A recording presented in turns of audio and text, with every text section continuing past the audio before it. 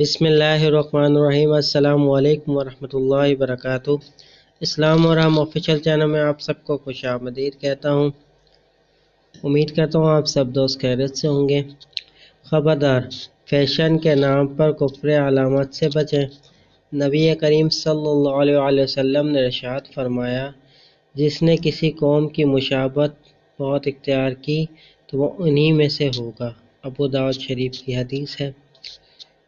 نشانیاں کیا کیا ہیں؟ لال دھاگا پوجا کی نشانی کے طور پر ہندو باندھتے ہیں، مسلمان نہیں۔ دھاتی کڑا مذہبی علامت کے طور پر سکھ پہنتے ہیں، مسلمان نہیں۔ صلیب والی شرٹ عیسائی کے مذہب میں نمائندہ عیسائی پہنتے ہیں، مسلمان نہیں۔ یہودی اور دوسرے کافر مذاق اڑانے کی خاطر مصنوع داڑھی کا یوں حلیہ بگاڑتے ہیں، مسلمان نہیں۔ آج کل یہ سب کچھ مسلمان نوجوانوں میں فیشن کے طور پر رواج پایا جا رہا ہے۔